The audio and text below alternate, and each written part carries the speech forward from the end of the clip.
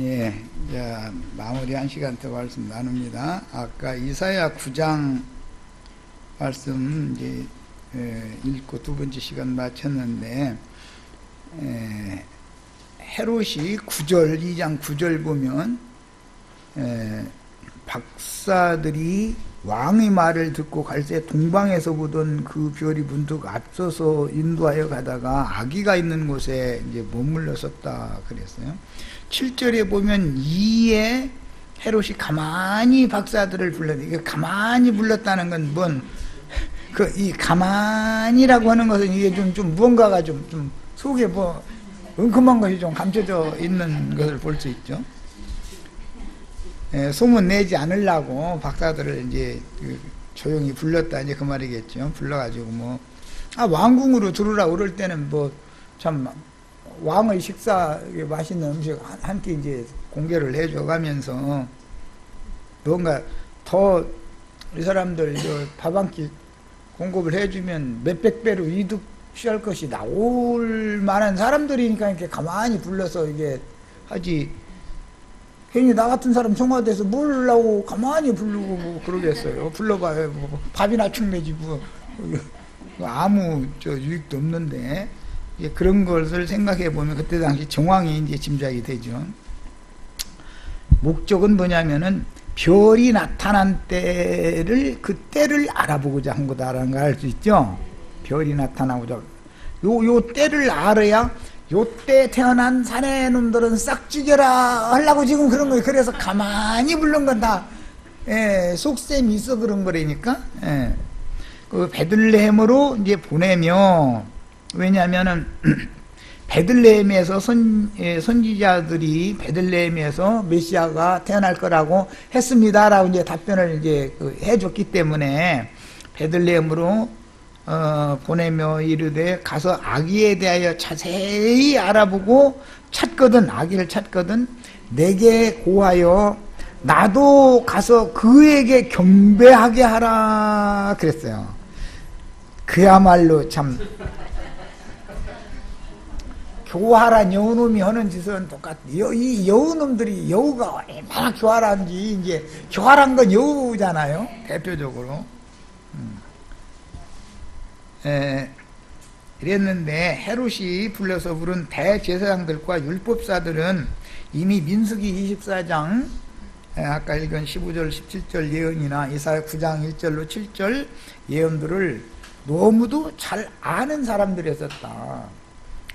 그러니까 메시아는 베들레헴에서, 유대 땅의 베들레헴에서 태어나는 겁니다 라고 가르쳐 준 거예요.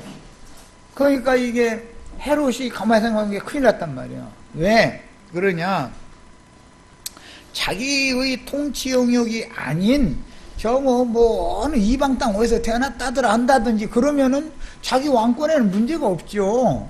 그렇잖아요.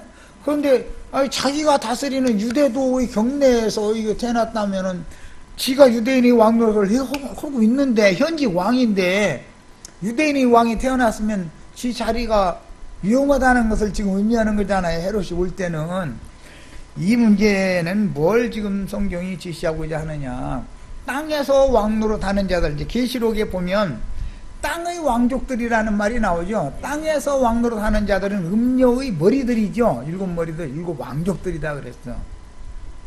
그들은 왕 중에 왕이신 예수를 왕권 문제로 박해를 하는데, 인자 예수만 죽인 게 아니라 음녀의 7머리 땅의 왕족들은 하늘의 왕들을, 이제 흔히 말하는 왕 같은 제사장들이라 그러는데, 하늘의 왕들을 박해할 것을 지금 여기서 암시한다 이거예요. 인자 예수에 대해서 일어난 건 다 표적인 거예요, 그게. 실제로 완성되는 것은 두 번째 계시록에서 이제 실현이 되는 것이니까, 그런 것을 우리는 이제 마음에 담아 두셔야 됩니다. 자, 그래서 야곱의 한 별은 아기로 태어날 것이고 그 아기가 전능한 하나님이다라는 것, 그분이 기묘자다라는 것, 여러 가지의 모든 예언들을 다 알고 있었고, 그 아기는 유대 땅의 베들레헴에서 태어나실 것까지도 문자상으로의 성경, 교리적으로는 다 알고 있었다 이거예요. 그런데 자기들이 백성들에게 또 대대로 가르치는 그 메시아가 정작 태어났다고 그러니까 그 왕이, 유대인의 왕이 태어났다 그러니까 죽이려고 모의를 한다 이거예요. 출생부터.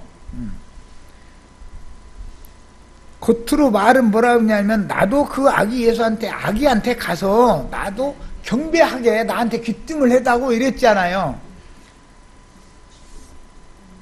아니 지가 지금 온 이스라엘 사람들한테 경배받고 있는 중에 이런 놈이 가서 핏덩어리한테 가서 절을 하겠어요? 누가 들어도 믿을 수 없는 말을 지금 하는 거죠. 오늘날 성당이나 예배당에 예수님 경배하러 모이죠.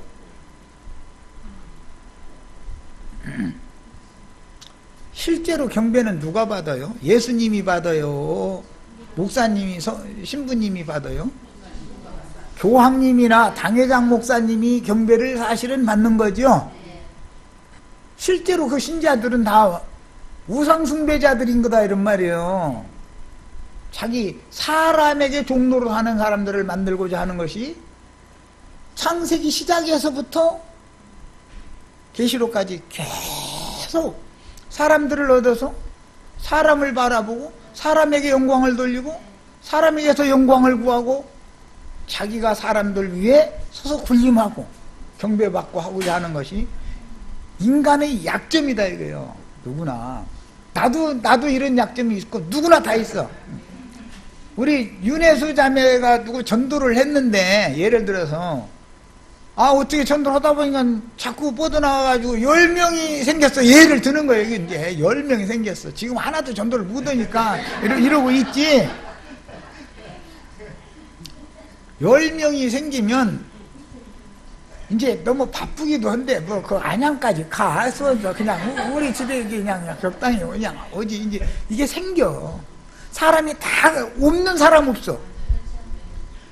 따르는 사람이 생기면 왕노릇하고자 하는 야심이 다 있어. 나는 안 그럽니다. 한 사람이 위험해 그게. 그게 더 위험한 사람이야. 나도 그럴 가능이 있으니까 조심하겠습니다. 이런 사람이래야 안심이 좀 되지. 인간이 제일 취약한 취약점이 뭐냐면 높아지고자 하는 거예요. 교만성이라는 게. 그게 마귀의 근성이 뭐냐? 마귀라는 말 자체가 그 루시엘이라고 하는 루시엘 천사장 그 이름 자체가 뜻이 뭐냐면 교만하다는 말이에요. 교만하다. 높아지고자 한다. 하나님과 비기고자 하는 게 루시퍼 천사장이 그거죠. 지극히 높으신 자와 내가 비기리라. 그 위에 내가 좌정하리라. 이거예요. 그래서 사람이 현직 이스라엘의 왕인 헤롯, 그때 당시 이제 헤롯 대왕이라 이거 헤롯 1세 이제 이 사람인데, 이 사람이 핏덩어리한테 가서 경배한다고 하는 것은 사실은 입에 입술에 침이나 바르고 해야 되는 말인 거예요. 그 말도 안 되는 소리를 지금 하는 거예요. 온 이스라엘의 민심이 만약에 그 아기 예수가 자라가지고 아기가 자라서 그에게로 쏠려버리면 자기 왕권이 흔들린다. 이것 때문에 그를 가서 난 죽이러 가겠다. 그 말인 건데 경배하러 가겠다. 이렇게 말을 하는 거예요. 예배당에 모여서 경배하는 분들이 다 주의 이름으로 경배하지요. 예수님이 어디 계시느냐고 물어보면 천당에 계시다고 그래요. 저기 하늘에. 예배당에 계시다고는 않습니다. 분명히 그들 예수님 어디 계시기에 예수님 예배하는데 그 예배당에 가야 되느냐고 한번 물어보세요. 당신들 말이요. 예수님 저기 셋째 하늘 거기 계시다며. 그럼 셋째 하늘에 가서 예수님 만나서 경배로 던져야지. 왜 예배당에 가서 하냐? 예배당에서 맨 높은 분이 누구요? 그 사람 사실은 영광을 그 사람한테 돌리러 가는 거 아니냐? 예수님한테 가는 거 아니지 않냐? 한번 얘기해 보세요. 그들의 믿음과 그들이 세뇌당한 교리가 이율배반적인 지금 신앙을 하고 있는 걸 드러내줘야 된다 이거예요. 그들이 믿으면 예수님이 자기네들이 예배당에 계시다고 믿어서 거기 가는 게 아닙니다. 예수님은 셋째 하늘 어딘가 하나님 보좌 우편에 앉아 계신데 그 주님 앞에 경배를 하러 가려면 자기네들의 목사가 강대상에서 설교해주는 그 예배당에 가야, 몸은 거기로 가야 되고 믿음은 셋째 하늘에 계신 주님, 이렇게 이율배반적인 신앙을 지금 갖고 있는 거예요.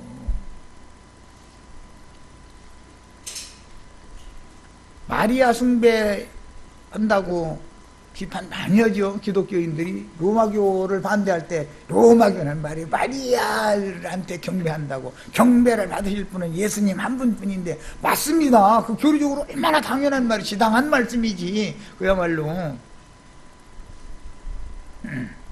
그런데 로마교는 마리아를 통해서 예수님한테 부탁을 하면 잘 들어준다 이거요. 엄마가 그 아들 보고 부탁하면은 아들이 그거 안 들어줄 수 없다 이거요. 아이고 또 이치적으로 그것도 맞아 또 보니까 그 말이 틀린 말이야? 그런 사상이 예배당에 목사님 앞에 가야만 예배를 할 수 있다라고 하는 사상과 다를 게 하나도 없다 이거예요. 그 목사님을 통해서 셋째 하늘에 계신 예수님한테 기도도 하고 무엇도 하고 경배도 하고, 목사님을 통하지 않으면 예배가 안 된다고 세뇌당에 있다 이런 말이요. 로마교인들이 마리아를 통하지 않으면 예수님 앞에 연락될 수 없다고 세뇌당한 말이나 다를 게 뭐가 있냐 그런 말이요. 이해 되셔요?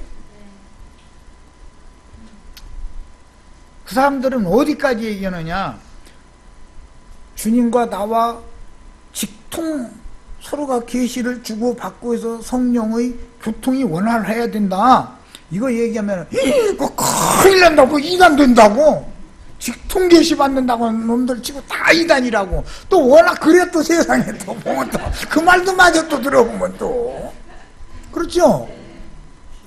이만희 씨가 직통 계시 받는다고 그러고 뭐 다 그래. 뭐 이상한 소리 하는 놈들 치고 꼭 그러거든. 저만 뭐 봤다 들었다 했었고 뭐. 또 그러니까 이치적으로 보면 또 그 사람들 그러는 말 또 그 말도 맞아. 직통 계시 받으면 안 돼. 그러나 우리 형제 자매님들은 동방 박사들처럼 직통 계시를 받으셔야지, 누구를 거쳐서 받으려는 생각을 일단 먹으면 그 사람이 없으면 주님을 만날 수 없게 되는, 그 사람이 장애 요인이 될 수가 있다. 직접 주님과 만날 생각을 해야 돼. 그러려면 가르치는 사람의 영이 주님께로 중매하는 영인지, 지가 사람들을 자기 종 삼아가지고 자기의 맹신자가 되게 하려는 사상인지를 들어보면 판단을 해야 된다 이거. 이제 들을 때 하나님이 그 종선자를 보내니까, 나 그 말씀을 맡겨가지고 보내셔야 되니까 분명히 하나님이 사람을 통해서 그분의 일을 하시는 건 사실인데, 그 보냄받은 사람의 영이 중요하다 이거예요. 지가 예수님 자리에 올라가고자 하는 영이 그런 영인지, 지가 이 성도들에게서 자기가 추앙받고 자기가 보임을 받고 자기가 높아지고 그런 영인지, 똑같은 형제의 입장에서 은사가 다르기 때문에, 우리 윤자매님은 설거지 하는 은사니까 나보고 설거지하면 난 못해. 말씀 전하는 게 나는 편치, 설거지는 나는 안 해. 하라고 해도 못하고. 또 한 번이나 어쩌라 해주면 우리 자매 보면 꼭 나중에 와서 책망하더만. 설거지도 제대로 못한다고. 익숙하지가 않으니까 그게 안 되는 거예요 그게. 은사의 문제가 다 각각 달라서, 똑같은 형제 자매들로서 은사가 다르니까 자기에게 맡긴 사명을 그렇게 하는 것이다 라는 관념이 깊은 사람과, 나는 너희들과는 다르다라고 하는 니골라당의 관념이 몸에 배있는 사람은 대화를 해보면 금방 알아. 금방 드러나. 이거는 속일 수가 없는 거예요. 이거는 니골라당은 반드시 제 손으로 일하는 건 싫어하고 발람의 교훈을 실천하게 돼 있는 것이거든. 난 말씀 전하는 것이 일을 하는 거니까 여러분들은 헌금을 내야 되고 난 헌금을 받아야 된다. 이거는 너무 그게 투철한 사람들 벌써 얘기해보면은 그게 투철한 사람, 아, 이 사람은 발람의 새끼구만. 이 사람 니골라당의 새끼구만. 그게 딱 나와버려. 이것을 구분해야 된다. 이거. 그래서 누구의 가르침을 받을 때는 용분별이 그렇게 중요한 거예요. 가끔 내가 그 얘기하지만 목사님들이 예배당 차려서 열심히 이렇게 설교하고 막 전도하러 다니고 온 동네 막 집사님 모시고 같이 막 다니면서 이렇게 열심히 전도하고 하시는 다 좋습니다. 좋은데 그 목적이 어디가 있는지를 자세히 보면 그게 자기 자업이다 이거예요. 그야말로 그 비즈니스요. 그게 자기 사업이요. 왜? 그거를 해서 자기 생계유지의 도구로 쓰려고 그러는 기초적인 것이 이게 깔려있다 이거예요. 바울 사도와 같이 획기적으로 완전히 이제 요한 얘기가 이제 3장에 나오는데 요한은 뭐 자연에서 살리라 이제 하는 사람이니까 뭐 메뚜기나 잡아먹고 뭐 석청이나 뭐 따다가 먹는다고 이제 그러니까 그건 자연에서 주는 것만 먹고 산다. 그러면 세상 일을 안 해도 되죠. 그럴 자신 있으면 요한처럼 하면 돼. 이제 그거 SNF라고 같이 이렇게 경건주의자들이다 그러는데 세상을 완전히 초월한 사람들이잖아요. 그런데 속세로 슬금슬금 밤에 내려가가지고 시주 조금 해, 뭐 어쩌고 했었고, 이제 지나가다가, 뭐, 목다 이렇게 두들기고, 이렇게 내다봤더니, 이 집에 재앙이로다, 이렇게 하고 또 지나가고 또, 이런 짓 하면은, 그건 아닌 거예요, 그거는. 산속에 들어가서, 정말로 자연에서 나는 거, 그거 지 손으로 해서 먹고 살 자신 있으면 그렇게 하면 되는 거예요. 그건 누가 말려? 바울 사도는 자연에서 살 사람이 못 되니까 체질이 그게 안 맞았던가 보지. 어차피 속세의 사람들 만나야 되는 사람이니까 세상에서 전도해가면서 세상 일을 안 할 수가 없었던 거예요. 이게 율법에서 속량받지 못한 사람들의 신앙과 완전히 자유함을 받은 사람의 신앙이 어떻게 구분되는지는 이걸로 딱 구분하면 되는 거예요. 이 사람은 완전히 벗어나버린 사람이구나. 뭘로 알 수 있어요? 아니 세상에서 사는 한 내가 세상 사람 만나야 되니까 세상에 보냄을 받았으니까 예수님도 세상으로 보냄받은 것처럼 나도 세상으로 보낼 건데 그러면 세상 사람들한테 전도하면서 누를 끼치는 짓은 안 해야 된다라고 하는 사상이 투철한지 아니 내가 신령한 것을 주었은즉 너에게서 육의 것을 거두는 것이 당연하다. 또 이 얘기 그게 성경에 없냐면 있어 또. 나 이거 정말 그거 누가 한 말이야? 바울이 한 말이야 또 그게 또. 예. 말씀의 적용을 그의 영이 어떤 영이 와서 그와 함께 사느냐가 중요하다 이거예요. 그래서 이 헤롯 당이나 대제사장이나 바리새인 율법사 서기관 이 사람들 예수를 헤롯과 동역해서 아기 예수를 찾아 죽이려고 작당한 이 사람들은 특징이 뭐냐면 평신도와 성직자 제도를 견고하게 자기네들은 상류층이고 너는 하류층이니까 대대로 아예 이거 법으로 지난번에 어떤 놈이 그거 법으로 정하자 이랬잖아. 예? 말이야. 우리 저 10%인가 1%인가 뭐 그 10%로 하겠어 1%로 하겠어 뭐 1%? 예. 예.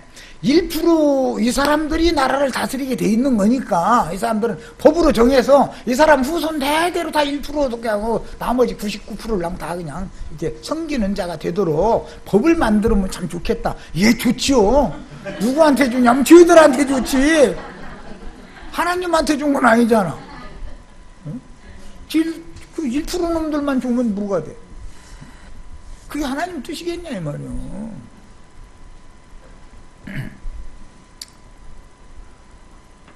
어느 사회든지 이와 같이 기득권자들과 즉 상류층 계급들과 일반 백성들 사이에는 알력과 갈등이 있었어요. 있지만 상류층의 지도자가 상류층들에게 너희 것을 더 펴라, 너희 손을 펴라, 빈천한 백성들을 위해서, 고아와 과부를 위해서, 빈천한 자들을 위해서, 너희는 가진 자들 아니냐, 너희 손을 좀 펴라 하는 왕이 나타나면 그야말로 평화시대가 오는 것이고, 자꾸 훔쳐가지고 착취해가지고 쌓아놓는 것을 권장하는 왕이 생기면 국민들과 왕권 다툼이 나오게 돼 있는 거다 이거예요. 국민들은 이 왕권에 대해서 저항하게 돼 있다 이거예요. 우리 좀 제발 그냥 이대로 살다 죽게 좀 들들 복지 좀 말고 좀 제발 좀 이제 숨 쉬게 해다고. 그리고 이제 그 1%한테 99%가 한꺼번에 달라드는 날이 온다 이거예요. 그게 심화되면은 이런 역사의 이게 수레바퀴처럼 계속 반복되는 거예요.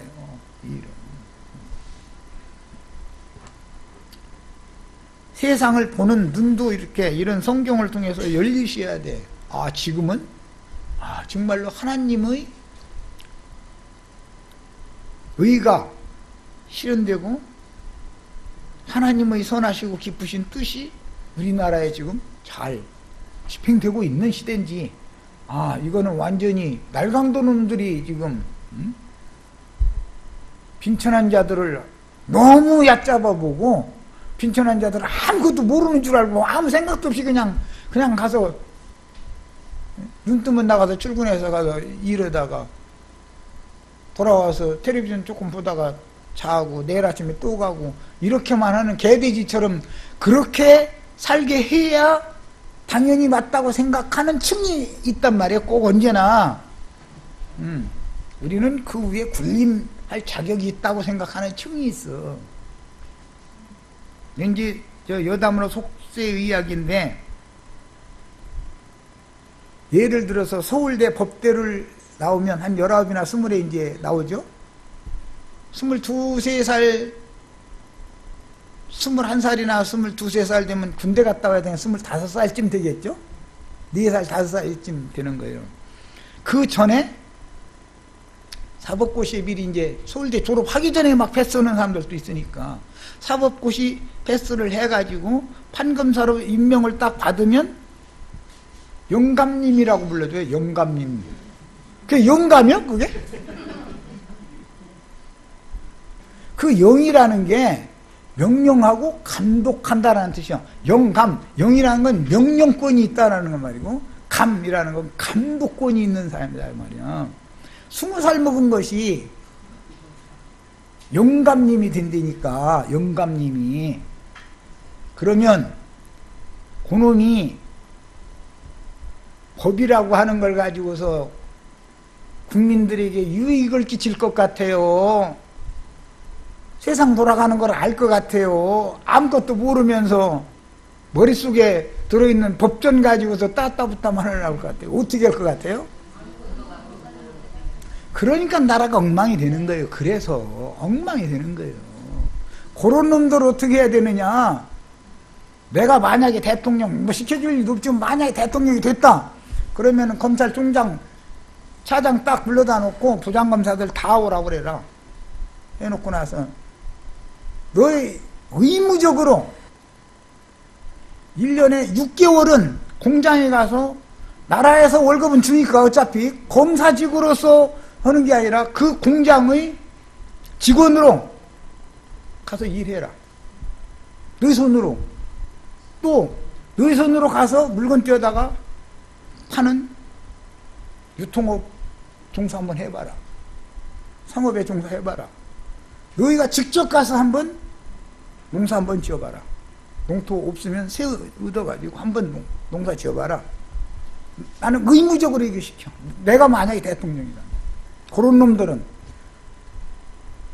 그걸 지들이 해봐야 이 나라를 지탱하는 99%에 속한 분들이 어떠한 삶을 살고 있는지를 본인이 알아야지. 20살 먹은 놈이 영감님 소리를 듣다 보면 하늘 높은 줄을 모르고 높아져 가지고 할아버지 보고도 반말 턱턱 한다는 거요. 검찰청에 불려가면. 만약에 나 불러갔다가 어느 놈이 새파란 놈이 반말했다는 씨앗에 후적, 나는 그 자리에서 뭐 내가 손해는 당연히 나겠지만 이 개새끼 같은 이라고 난 딱 당장 그래요. 이 완전히 호루자식 아니여 이 새끼. 네가 이놈아 누구 앞에서 반말 짓거려 이 새끼야. 난 당장 그래버려. 뭐 불러갈 일도 없겠지. 뭐 또 뭐 모르긴 몰라도 내가 뭐 내가 훔치겠어. 뭐 간첩 노릇하겠어. 뭐 하겠어. 나 같은 놈 나 간첩 하고 싶어도 또 시켜주지도 않고 김정은 이걸 나 같은 사람 불러다가 멍청한 놈 불러다가 뭐하라고 그런 거 시키겠어. 그럴 일도 없을 것이고 뭐 그냥 이대로 살다 죽을 거니까. 이만큼 매 세대마다 인류 역사 이래 기득권 상류층과 하류층은 매사를 보는 관점이 다릅니다. 우리와 같은 생각하고 사는 줄 알고 사람들이 상식이 다 통하는 줄로 알고 있어요. 천만의 말씀이요. 그 사람들은 그들의 세계가 조성되어 있기 때문에 이 하층민들이 뭐 하는 거 보면 그냥 웃고 넘어가려고 그러고 아이고 그 말짱대도 안 되는 아이고 이러고 그러지 사실은 사람 취급 안 씁니다. 그때 당시 대제사장 헤롯의 왕족들, 대제사장 무리들, 율법사, 서기관, 바리새인 이 상류층에 있던 이 그야말로 오늘날 말하면 식자층이라고 그러는데 이제 머릿속에 뭐 들은 거 좀 있다는 거죠. 그런 놈들은요 유대 백성들을 사람으로 보지 않았습니다. 자기네들이 노예라고 보고 있는 거죠. 노예로 보는 거예요. 너희는 주는 대로 먹고 항의하지 마 이 식이지. 편안히 살고 싶으면 조용해 이 식이요. 그 사람들은 만약에 나같이 이렇게 이런 것을 만약에 가르치는 것을 이제 뽀록이 났다 그러면 그 사람이 이거 없애야 되는 거예요. 사회를 소란케 하는 자잖아 이게. 예수를 죽일 제목이 뭐예요? 세상을 소란케 하는 자였다는 말이에요. 세상을. 이 사람이 오더니 말이요. 이건 막 완전히 혁명 수준을 넘어서 완전히 그냥 완전히 그냥 다 뒤집어 엎어버리는 얘기만 하고 다닌 거예요. 그런데 많은 백성들이 요한이나 예수님의 말씀이 선지자의 말이라고 믿고 추종하고 따르는 세력이 생기니까 이제는 대적 관계가 된다 이거. 점점 이 세력이 민중의 세력이 합치면은 제일 떠는 게 그겁니다. 권력층에 있는 이 헤롯 왕이 제일 두려운 건 뭐냐? 하층민에 있는 사람들이 뭉치는 거예요. 뭉쳐가지고 왕권에 도전을 해버리는 거예요. 혁명이 일어나는 거예요. 우리는 헤롯 왕을 인정하지 않겠다. 왕좌에서 끌어내려야 된다. 이러고 왕궁 앞에 가서 날마다 피켓 들고 이랬다가는 그 사람 잠을 못 자. 불안해서 이제 잠이 오겠어요? 그거 끌어내리면 잘못하면 죽는 건데 그게 부귀영화는 그거 다 치고 가네. 이래서 이 헤롯 일제라는 사람은 그때 당시 로마의 힘을 등에 업고 로마에 의해서 유대도의 왕으로 위임을 받은 사람이었던 게 분봉된 사람이죠. 그렇기 때문에 늘 백성들을 감시하는 오늘날로 말하면 정보 형사들을 전국에 풀어놓고 그러고도 불안해가지고 이 사람이 정신질환을 앓았다는 거예요. 사울 왕도 그랬죠. 다윗이 백성들이 사울 왕은 만만이요 다윗은 천천히로다 이래야 되는데 다윗은 만만이요 사울은 천천히로다 이러니까 나보다 다윗을 이거 이대로 놔뒀다가는 내 왕위가 이게 무너지겠구나. 그러니까 불안 심리가 압박하는 거예요. 자기를 치지 못하게 하려고 자기 딸을 주는 거예요. 설마니 내 딸 씌어가지고서 저 애비 죽이기는 않겠지? 그러고서 딸을 준 거 아니야. 사실은 그게 딸 주고 싶어 준 게 아니야. 다 생각이 있어서 준 거지. 그런데 딸 주고도 불안해 이놈아. 사위를 누가 믿어? 내 자식도 못 믿는 판에 이제 이렇게 나오는 거지 뭐. 의심과 공포심이라는 것은 자꾸 사람의 정신을 쇠약하게 만들고 분열 증상을 일으킨다 이거예요. 정신분열 증상을. 헤롯이 그런 질병에 시달리다 죽은 사람이에요. 부당한 방법으로 하나님이 유대인의 왕이면 하나님이 세워야 되죠. 정당한 방법으로 유대인의 왕이 됐으면 정신병을 알 필요가 있어요 없어요? 하나님이 세웠으니까 하나님이 폐위하면 또 하나님께서 폐하시면 아멘 나 이제 그만할게요 그러고 또 그뿐이고.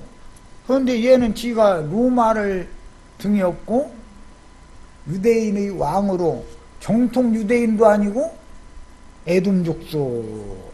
그러니까 이걸로 봐도 저걸로 봐도 자기는 불안한 사람이다 이거예요. 백성들한테 정통성이 없는 거죠. 말하자면 이제 역사에서 말할 때 정통성이 결여됐다. 그 혁명이나 쿠데타 일으켜가지고 권좌에 오른 사람은 잘 백성들을 감시하죠.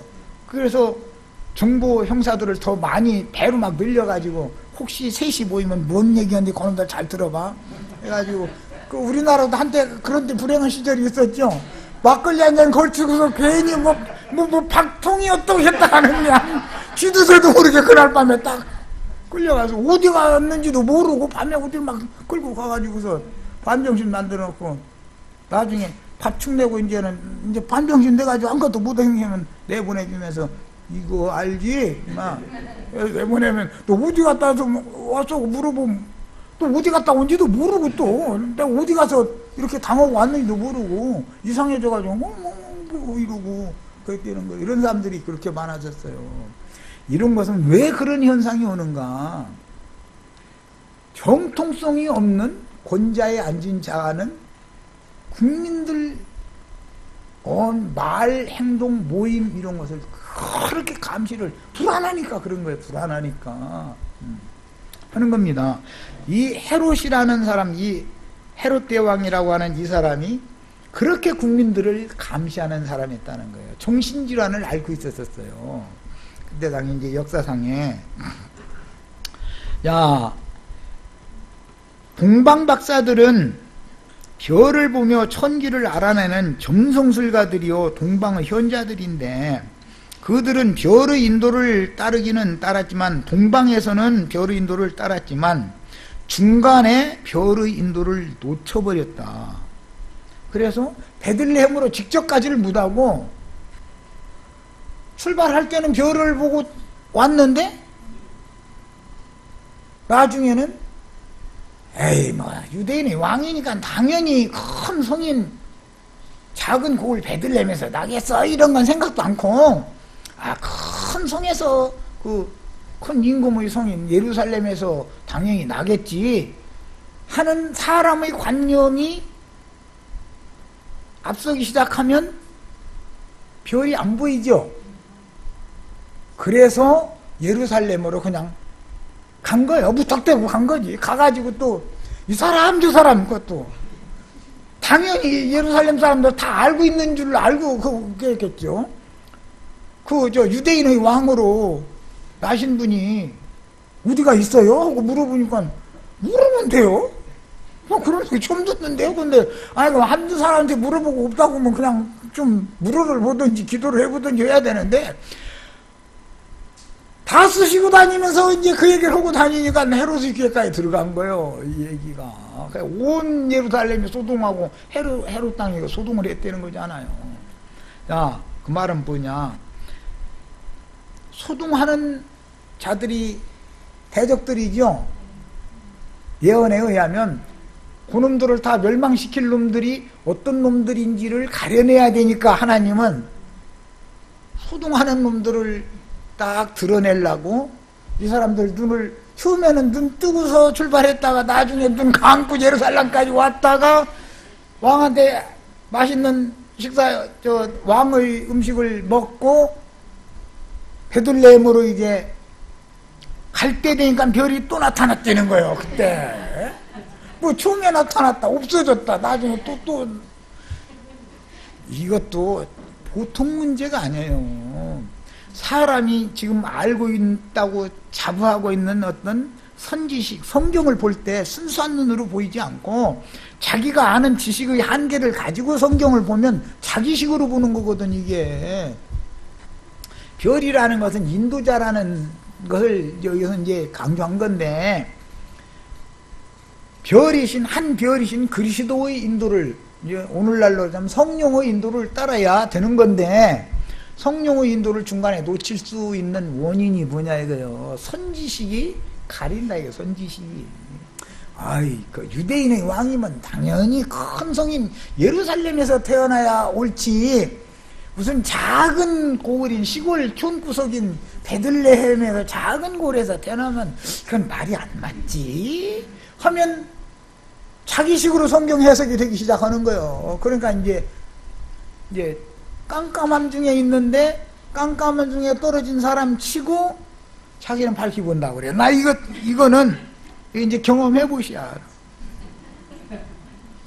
부부간에 싸우면, 얘 이제 간단한 얘기예요. 부부간에 싸우는데 목소리 큰 건 아내죠. 남편은 막 아내가 큰 소리, 목소리 좀 싸워도 목소리 좀 낮추고 싸워 이 사람아. 목소리 좀 낮춰. 그러면 막 소리를 더 질러버려. 그러면 소리가 밖으로 나가면 자기가 창피하니까 이제 그만두세요. 그러면 이제 나가면 푹푹 기다렸다가 들어오면 이게 막 스피커가 막 2대 3대를 막 늘어나 버려. 이제 막 이렇게. 남자는 소리를 안 내려고 그러죠. 어차피 이웃이 알면 자기만 망신당하는 거잖아. 부인은 뭐 이래도 좋고 저래도 좋고 이판사판 해버리자 이제 이 말이고. 그 남자는 모든 걸 생각이 넓게 생각하기 때문에 되도록이면 소리를 안 내려고 그러지. 그러면 또 자기가 이긴 줄 알고, 나 이거 사람 좋아져. 자기 남편이 자기 목소리로 눌렀다고 생각하고 이제 이렇게 그만하자 이 사람하고 이제 나가면 기가 더 살아나. 기가 더 살아나. 이게 다 인간의 우매합니다 이거예요. 인간이랑 이렇게 어두운 거예요. 사람의 생각을 굴리면 벌써 어둠에 딱 잡혀버리는 거예요.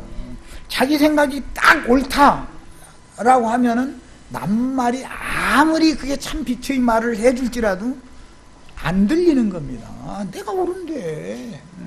그래서 스피커를 아까는 2대 가지고 했는데 이제 막 빌려다까지 해서 막 4대 5대 설치해놓고 막 해버리는 거예요. 이제 너 아까 설 주고 가지고 나갔지. 이제 너 그러고 이제 뭐 밥 먹을 데 없었는지 뭐 기어 들어온 거 아니야 이런다. 한번 당해봐 이제. 그러고 막 해야 되는 거지 이제. 남편은 조용히 좀 하자고 자꾸 그렇게 하는 것은 힘으로 제압하면야 되지만 자기 새끼 낳은 아내를 주먹을 그런 다스라고 준 건 아니잖아. 그러니까 지하지 어떻게. 그래서 그런 건데 그런 속도 모르고 이게 뭐냐, 자기 생각이 너무 오르니까 그렇다 이거예요. 나도 좀 생각을 할 필요가 있겠다. 내 남편 저러고 나갔으면 나도 좀 한번 남편한테 내가 너무 이렇게 남편한테 막 주먹질 하는 것은 내 얼굴에다 누워서 침 뱉는 거 아니야? 이 생각을 당연히 해야 되는 건데 이제 그 생각 했겠지 하고 들어왔는데 스피커를 준비해놨다가서 배나 들려가지고 해버리면 사람 죽어 이거. 어떻게 할 거요? 세우라는 건 이건데, 이제. 이거였다가는 그거는 있을 수 없는 일이고. 이게, 이렇게 하면 그게 뭐냐? 그게 어둠에 떨어지는 거다, 그래요. 이런 것이 인간의 약점이에요. 신앙세계에서도 마찬가지야. 신앙세계에서도.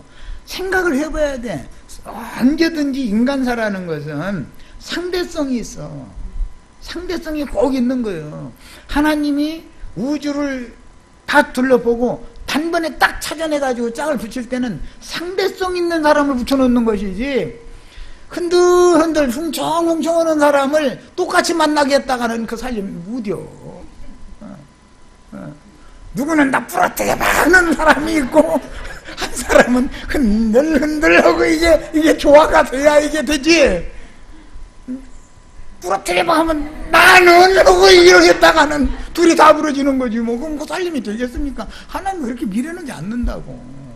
그런데 이 사람들은, 남자는 그런 것을 생각을 해보죠. 뭔 일 있으면은 당연히 이게 모든 걸 생각해보고, 아이고, 그냥 나갈 때는 스님이 그래도 쫙 쪄놓으셨고, 아이고, 내 새끼 나서 기르느라고 수고했는데 내가 주먹대접이 해서야 되겠는가. 속은 끓지만, 아이고, 나갔다 하면 자기도 사람이면 생각 좀 하겠지 해서 이제 이때쯤은 좀 가라앉았겠지 싶어서 들어갔다 인스피카를 막 늘려놔버리고. 이렇게 되면 이게 참 힘드는 얘기예요, 이게. 사람이 그게 뭐냐. 그만큼 사람은 자기가 한번 옳다고 생각하면은 다른 것에 대해서는 생각을 넓힐 여지가 없는 거예요.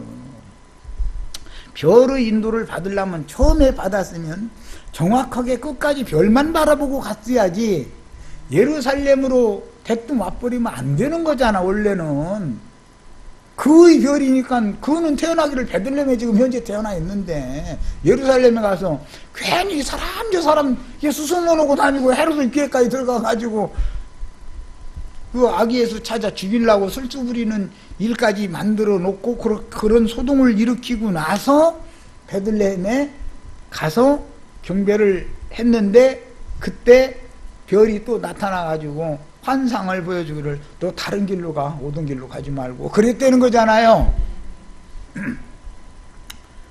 오던 길로 가면은 헤롯 땅한테, 정보요원한테 잡힌다 안 잡힌다? 그러죠? 하나님이 얼마나 똑똑하신 분인지 몰라. 하여튼 지혜로우셔. 만약에 베들레헴으로 가는데 정보요원을 딸려 보내면 그냥 자꾸 들여다보고 이상하네, 조금 가는데 뭔가 또 부시럭부시럭 또 들여다보고 이러면, 이 헤롯이라는 사람이 우리만 그냥 좋게 보낸 게 아니라 이게 정보요원을 딸려 보냈구나, 우리가 지금 밟히고 있구나, 뒤쫓는 자가 누가 추적자가 있구나를 알면 그 아기 직발로 찾아가요. 모르는 척하고 엉뚱한데 뺑뺑 돌다가 에이 못 찾았다 하면서 딴 데로 가버려요. 헤롯도 한 수 쓰거든. 그러니까 그 나라 왕을 하는 것이고, 로마의 황제를 가서 꾸덕여가지고 지가 왕권 받아가지고 와서 다스리고 그런 거 아니에요. 그거 멍청한 사람이면 어떻게 그 왕 노릇을 하겠어요. 왕이 될 수도 없고. 그래서 눈치 못 채게 하려고 가는데 뒤밟아 가게는 않고, 그 대신 야, 너희는 걔들이 이렇게 왔지? 그러면 그쪽 길로 1조, 2조, 2조, 2조 이렇게 하면서 그냥 파악현을 해서 딱 가서 지키고 있게 만들어 놓은 거야. 하나님이 그런 것까지 다, 하나님 그거 알아요, 몰라요? 이미 다 알아. 알고서 아기한테 가서 경배할 거 다 하고 돌아가려고 그러니까 오던 길로 가지 말고 딴 길로 가 그랬다는 거예요. 그래서 다른 길로 감으로 인해서 이 아기 예수가 잘 지킴을 받을 수가 있었어요. 이 동방 박사들이 돌아가고 나니까 다른 길로 돌려보내고 나서 즉시 요셉에게도 환상을 또 보여줬죠. 지금 헤롯이 아기를 찾아 죽이려고 그러니까 너 빨리 애굽으로 도망가.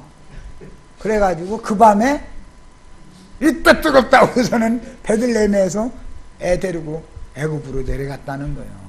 야, 이것은 별의 인도를 따르는 얘기를 이제 이해를 시키느라고 이런저런 세상사 얘기도 하고 이제 다 했지만, 이것은 하나님은 전능한 분이기 때문에 당신의 일을 여전히 다 하신다.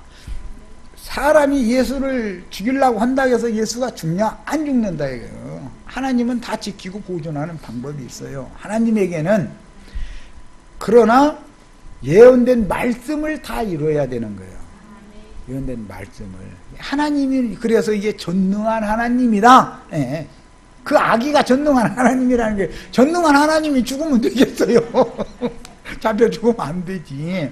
그래서 우리는 이런 이상과 계시에 대해서 확실하게 볼 줄 알아야 되고, 확실하게 들을 줄 알아야 되고, 인도자라는 건 별의 역할을 하는 거기 때문에 어떤 인도자를 만나서 영적인 가르침을 받을 때는 그 사람의 인도 직분이 하나님께서 보여주시고 들려주신 분명한 이상과 계시가 확실한 사람인지를 판단을 먼저 할 줄 알아야 돼요. 별이라는 건 인도자를 말하는 거예요. 여기서의 별이라는 말은 인도자를 잘 만나야 됩니다. 또 인도자를 판단을 잘해야 되는 거고, 가르침 받는 성도들은. 자, 여기까지 해서 말씀을 다 마칩니다.